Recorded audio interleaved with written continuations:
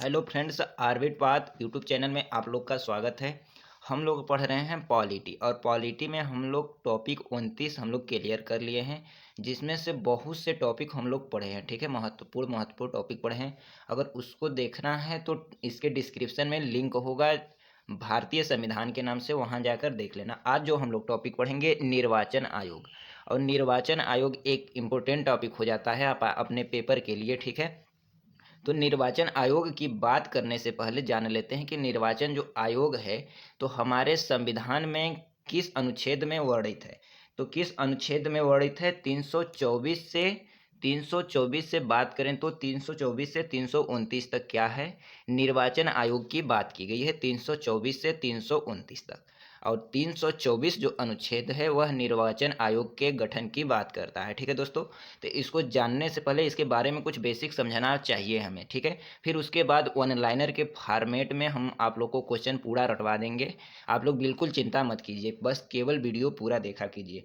तो निर्वाचन जो आयोग का गठन हुआ था सर्वप्रथम कब हुआ था? 25 जनवरी 1950 को।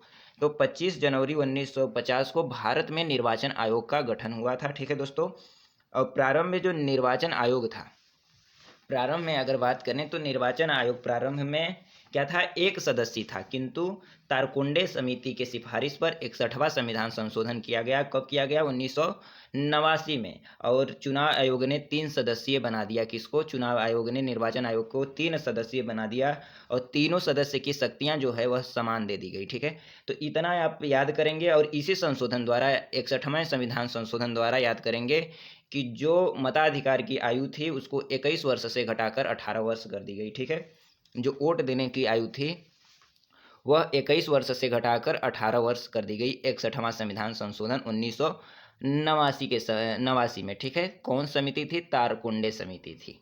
तो इसका अनुच्छेद याद रखेंगे 324 से 329। ठीक है दोस्तों, जो पहला क्वेश्चन है, पहला क्वेश्चन क्या? पहला क्वेश्चन कहता है दोस्तों कि तारकुंडे समिति तथा गोस्वामी समिति का संबंध है। तो तारकुंडे समिति तथा गोस्वामी समिति का संबंध किससे है? तो चुनाव व्यवस्था में आमूल सुधार से किसका संबंध है? तारकुंडे समिति तथा गोस्वामी समिति का। ठीक है, अगला जो क्वेश्चन है कि भारत की निर्वाचन पद्धति किस देश के निर्वाचन पद्धति के अनुरूप है, यानी समान है। जो भारत की निर्वाचन पद्धति है वह किस देश के निर्वाचन पद्धति के अनुरूप है? तो ब्रिटेन के। किसके दोस्तों? ब्रिटेन के। किसके दोस्तों? ब्रिटेन के। अगला जो क्वेश्चन कह रहा है, अगला क्वेश्चन आपका बोल रहा है, एक मिनट, अगला जो क्वेश्चन कह रहा है कि भारतीय संविधान के किस अनुच्छेद में निर्वाचन आयोग का वर्णन है। तो इसके पहले ही बता चुके हैं, जो निर्वाचन आयोग की गठन की बात करता है तो निर्वाचन आयोग के बारे में जो वर्णन करता है वह अनुच्छेद आपका 324 है। और निर्वाचन आयोग, कभी कभी क्वेश्चन आ जाता है कि निर्वाचन आयोग किस से किस अनुच्छेद में है, कब से कब कौन से अनुच्छेद में है। तो 324 से 329 अनुच्छेद तक क्या है? निर्वाचन आयोग की बात करता है। जो अगला क्वेश्चन है कि निर्वाचन आयोग सर्वोच्च न्यायालय, संघ लोक सेवा आयोग, नियंत्रक एवं महालेखा परीक्षक का कार्यालय जैसी संस्थाओं में कौन सा लक्षण समान है? तो वे संवैधानिक संस्थाएं हैं। क्या हैं? जैसे निर्वाचन आयोग है, सर्वोच्च न्यायालय है, संघ लोक सेवा आयोग है, नियंत्रक एवं महालेखा परीक्षक हो गया। ये सब कैसी संस्था है? यह संवैधानिक संस्था है, असंवैधानिक नहीं है। यानी इसका वर्णन जो है संविधान में किया गया है। बुक, जो संविधान का बुक आता है उसमें क्या है? इसका वर्णन किया गया है, यानी यह संवैधानिक है। ठीक है, असंवैधानिक नहीं है। तो इतना याद रखेंगे कि कौन कौन संवैधानिक है। अगला जो क्वेश्चन है कि भारत में मुख्य निर्वाचन आयुक्त की नियुक्ति कौन करता है। तो जो बड़े बड़े पद होते हैं जैसे सीएजी हो गया, इस सब मुख्य निर्वाचन आयुक्त हो गए, इनकी नियुक्ति जो करेगा वह राष्ट्रपति करेगा।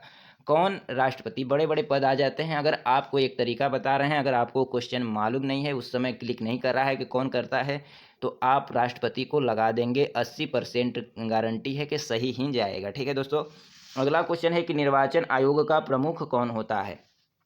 तो जो निर्वाचन आयोग का प्रमुख कौन होता है? मुख्य निर्वाचन आयुक्त क्या होते हैं? निर्वाचन आयोग के प्रमुख होते हैं, याद रखेंगे। जो निर्वाचन आयोग का प्रमुख है वह कौन है? मुख्य निर्वाचन आयुक्त। अगला क्वेश्चन है परिसीमन आयोग का अध्यक्ष कौन होता है। तो परिसीमन आयोग भी किससे संबंधित है? निर्वाचन आयोग से ही संबंधित है, और इसका अध्यक्ष जो होता है वह कौन होता है? मुख्य चुनाव आयुक्त ही होता है। कौन होता है? मुख्य चुनाव आयुक्त। परिसीमन आयोग हो, निर्वाचन आयोग हो, उसका जो प्रमुख होता है वह कौन होता है? मुख्य निर्वाचन आयुक्त, मुख्य चुनाव आयुक्त। ठीक है, अगला जो क्वेश्चन है कि संविधान लागू होने के बाद राष्ट्रपति ने पहली बार कब 2 व्यक्तियों को मुख्य निर्वाचन आयुक्त की सहायता के लिए निर्वाचन आयुक्त पद पर नियुक्त किया? यानी यह क्वेश्चन शुरू में जो बताए थे 3 सदस्यीय कर दिया गया, यानी 2 को जो बढ़ा दिया गया था वह 61वां संविधान संशोधन 1989 में क्या किया गया था?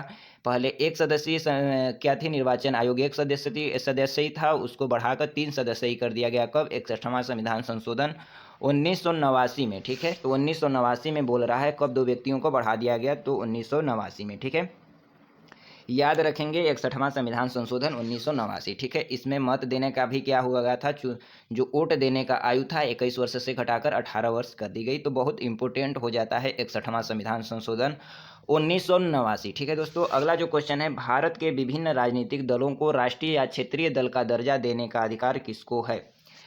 तो भारत के विभिन्न राजनीतिक दल जो हैं, जितने भी राजनीतिक दल होते हैं, उनको राष्ट्रीय या राज्य क्षेत्रीय दल का दर्जा देने का अधिकार किसको है? तो चुनाव आयोग को। किसको? चुनाव आयोग को। ठीक है दोस्तों, चुनाव आयोग को क्या है, उनके पार्टी को उनके राष्ट्रीय दल का दर्जा देने का क्या है, अधिकार प्राप्त है। ठीक है दोस्तों, अगला क्वेश्चन है, मध्यावधि चुनाव कब कराया जाता है? यानी मध्यावधि चुनाव कब कराया जाता है? जो समय के पूर्ण होने से पहले ही, जब लोकसभा भंग हो जाए, यानी जब लोकसभा क्या होती है 5 वर्ष के लिए बनती है, अगर बीच में भंग हो जाए तो जो चुनाव होते हैं उसे क्या कहा जाता है? मध्यावधि चुनाव कहा जाता है। ठीक है दोस्तों, जो अगला क्वेश्चन है कि भारत में सार्वजनिक मताधिकार के आधार पर प्रथम चुनाव कब हुआ था? तो सार्वजनिक मताधिकार के आधार पर जो भारत में प्रथम चुनाव हुए थे वह 1952 में हुए थे। कब हुए थे? 1952 में। ठीक है, प्रथम लोकसभा का जो बैठक हुई थी 1952 में हुई थी, और राज्यसभा का भी कब हुई थी? 1952 में ही हुई थी। तो याद रखेंगे, जो भारत में सार्वजनिक मताधिकार के आधार पर जो गठन हुआ, लोकसभा का जो निर्वाचन हुआ, चुनाव हुआ, कब हुआ? 1952 में हुआ। कब हुआ? 1952 को याद रखेंगे, अपने मन में कंठस्थ कर लेंगे। ठीक है दोस्तों, अगला जो क्वेश्चन है वह है, भारत में पहली बार महिलाओं को मताधिकार कब प्राप्त हुआ? इंपॉर्टेंट क्वेश्चन हो जाता है कि भारत में पहली बार महिलाओं को मताधिकार कब प्राप्त हुआ? तो 1926 में। कब? 1926 में भारत में पहली बार महिलाओं को क्या प्राप्त हुआ? मताधिकार प्राप्त हुआ। दोस्तों, क्या हुआ? मताधिकार। अगला जो क्वेश्चन है कि पार्लियामेंट द्वारा दिसंबर 1989 में जो निर्मित कानून है, उसके आधार पर एक नागरिक के वयस्क होने को कानूनी आयु कितनी है?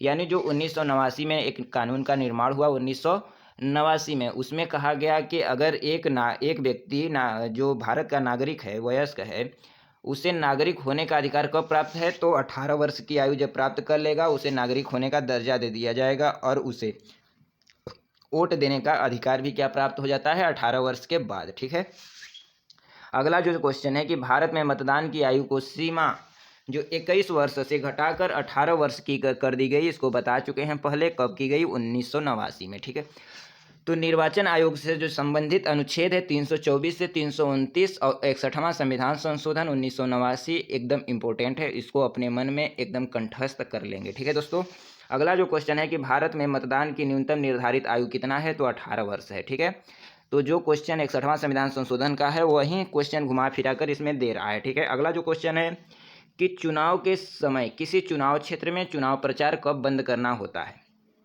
कह रहा है कि चुनाव के समय किसी चुनाव क्षेत्र में चुनाव प्रचार कब बंद करना होता है? तो मतदान समाप्त होने से 48 घंटा पहले, यानी जब मतदान समाप्त हो जाए, मतदान समाप्त होने से या मतदान शुरू होने से, ये गलत लिखा है, जो मतदान है मतदान शुरू होने से 48 घंटे पहले क्या करना होता है? अपना प्रचार बंद कर देना होता है।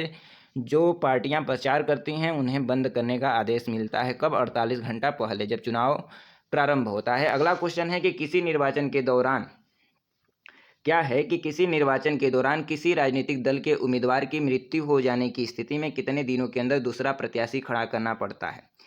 यानी किसी निर्वाचन के दौरान किसी राजनीतिक दल के जो उम्मीदवार हैं उनकी मृत्यु हो गई, ठीक है, तो कितने दिन उनको दिया जाएगा कि वह अपना दूसरा प्रत्याशी खड़ा कर दे? तो 7 दिन का मौका दिया जाएगा। ये क्वेश्चन इंपॉर्टेंट है कि 7 दिन का उन्हें मौका दिया जाएगा अगर किसी की मृत्यु हो जाती है। तो अगला क्वेश्चन है कि मुख्य निर्वाचन आयुक्त को प्रति माह वेतन कितना मिलता है? 2,50,000। कितना? 2,50,000 किसको मिलता है? मुख्य निर्वाचन आयुक्त को। और अगला क्वेश्चन बोल दे रहा है कि अन्य निर्वाचन आयुक्त को कितना प्रति माह वेतन मिलता है? तो 2,25,000। 2,25,000 किसको मिलता है? अन्य निर्वाचन आयुक्त को। ठीक है दोस्तों, अगला क्वेश्चन है कि मुख्य निर्वाचन आयुक्त की पदावधि कितनी होती है? तो कितनी होती है? 6 वर्ष या 65 वर्ष। तो जो मुख्य निर्वाचन आयुक्त होते हैं उन्हें रिटायर होने की यानी पद से मुक्त होने की आयु कितनी होती है? या तो 6 वर्ष उनके जो बैठने से और 6 वर्ष के पश्चात, या तो 65 वर्ष की आयु हो जाने पर उन्हें क्या कर दिया जाएगा? अपने उनके पद से मुक्त कर दिया जाएगा, जो पहले पूर्ण हो जाए। या तो 6 वर्ष हो जाए या तो 65 वर्ष उनकी आयु हो जाए। अगला क्वेश्चन है कि अन्य निर्वाचन आयुक्त की बात कर दे तो अन्य निर्वाचन आयुक्त को क्या दिया गया है? 6 वर्ष या 62 वर्ष। उनके लिए 3 वर्ष घटा दिया गया है यानी 62 वर्ष कर दिया गया है। यानी 6 वर्ष पद पर रह लें या 62 वर्ष की आयु प्राप्त कर लें, उनको पद से क्या कर दिया जाएगा? मुक्त कर दिया जाएगा यानी हटा दिया जाएगा। ठीक है दोस्तों, अगला क्वेश्चन है, अगला जो क्वेश्चन आपका बनता है वह कह रहा है कि जो दिनेश गोस्वामी समिति ने क्या सिफारिश की थी? तो दिनेश गोस्वामी समिति ने क्या सिफारिश की? कि लोकसभा के चुनाव के सरकारी निधान की। तो जो लोकसभा के चुनाव हैं उनके सरकारी निधियन की सिफारिश किसने की थी? तो दिनेश गोस्वामी समिति ने की थी। ठीक है दोस्तों, याद रहेगा किसने की थी? दिनेश गोस्वामी समिति ने। जो अगला जी देखिए क्वेश्चन किस प्रकार से पेपर में पूछे गए हैं उसको अभी देखते हैं। पहला जो क्वेश्चन पूछा गया है कि भारत के मुख्य चुनाव आयुक्त को कौन नियुक्त करता है? ये क्वेश्चन न जाने कितने पेपरों में आया हुआ है। वनडे का तो इसमें देता नहीं है, लेकिन वनडे एग्जाम में भर भर के क्वेश्चन पेपर में पूछे गए हैं कि भारत के जो मुख्य चुनाव आयुक्त हैं उनको कौन नियुक्त करता है? तो कौन करता है? राष्ट्रपति। तो राष्ट्रपति को याद रखेंगे, जो मुख्य चुनाव आयुक्त हैं उनको कौन करता है? राष्ट्रपति करता है। अगला जो क्वेश्चन है, अगला क्वेश्चन जो है कि भारत का संविधान निम्नलिखित अनुच्छेदों में से किस एक के अंतर्गत एक निर्वाचन आयोग का प्रावधान करता है? तो अनुच्छेद 324 है, ऑप्शन नंबर डी। अनुच्छेद 324 में लिखा गया है कि निर्वाचन आयोग की गठन की बात कौन करता है?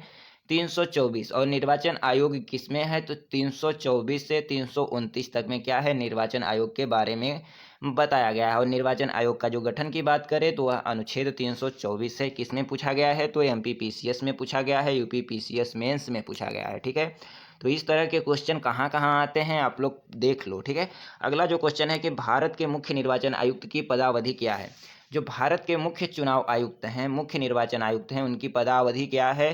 तो उनकी पदावधि है मुख्य निर्वाचन आयुक्त की कि 6 वर्ष या 65 वर्ष की आयु। ऑप्शन नंबर सी, 6 वर्ष या 65 वर्ष, या तो 6 वर्ष हो जाए या तो 65 वर्ष हो जाए। अन्य निर्वाचन आयुक्त की क्या होता है दोस्तों? तो 6 वर्ष या 62 वर्ष, जो पहले पूर्ण हो जाए।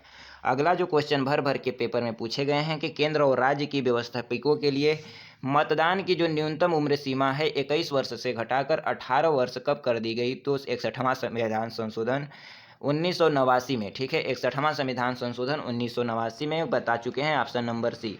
इसी तरह से पेपर में क्वेश्चन आते हैं दोस्तों। अगर आप इसको पढ़कर जा रहे हो तो आशा करो कि 80% जो क्वेश्चन इससे पूछे जाएंगे उसमें आप क्या करोगे? करके ही आओगे। ठीक है, अगला जो क्वेश्चन है कि किस संविधान संशोधन द्वारा मतदान की आयु 21 वर्ष से घटाकर 18 वर्ष कर दी गई? इसी क्वेश्चन को कई तरीकों से घुमा घुमा कर पूछा गया है पेपरों में। ठीक है दोस्तों, तो 21 वर्ष से घटाकर 18 वर्ष कर दी गई, इसको आप कभी नहीं भूलोगे। 61वां संविधान संशोधन 1989, 61वां संविधान संशोधन 1989। ठीक है, इसको याद रखोगे क्योंकि इसको हमने बार बार रिपीट किया है। अगला क्वेश्चन है ऑप्शन नंबर सी है, 61वां संविधान संशोधन इसका उत्तर हो जाएगा।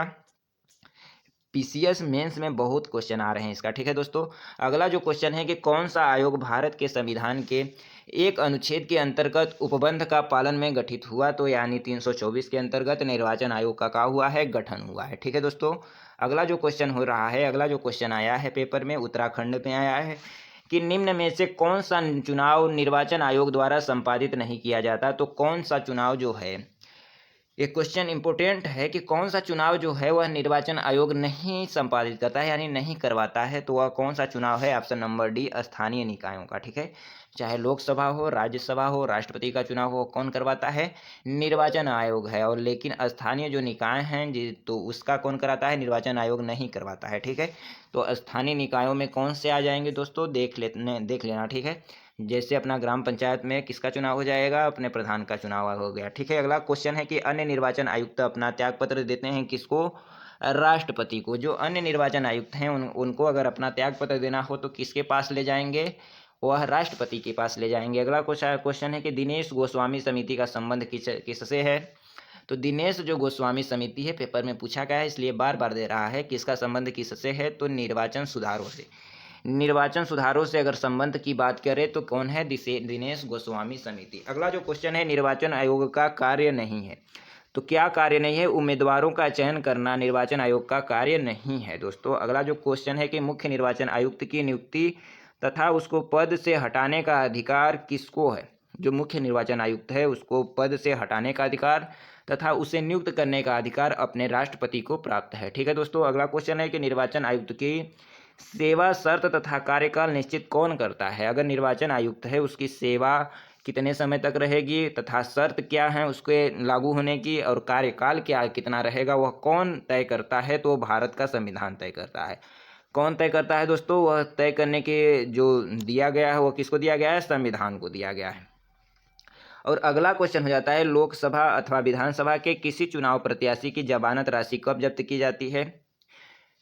यानी सबके लिए एक ही नियम बनाया गया है, यानी लोकसभा अथवा राज्यसभा या विधानसभा, लोकसभा अथवा विधानसभा, क्योंकि राज्यसभा के चुनाव तो होते नहीं हैं, तो लोकसभा अथवा विधानसभा के जो चुनाव होते हैं उनके जो प्रत्याशी हैं उनकी जमानत राशि, यानी राष्ट्रपति भी हो, उपराष्ट्रपति भी हो, लोकसभा भी हो, विधानसभा को, उनकी जमानत राशि कितनी होती है, अगर जब्त कब होती है, जब वो क्या करे, कुल मतदान का 1/6 मत भी प्राप्त न कर सके। यानी यदि मत को 6 भागों में बांटा जाए और उसका 1 भाग भी उन्हें क्या न प्राप्त हो, वोट प्राप्त न हो, तो उसकी जमानत राशि क्या कर दी जाएगी, जब्त कर दी जाएगी दोस्तों। ठीक है।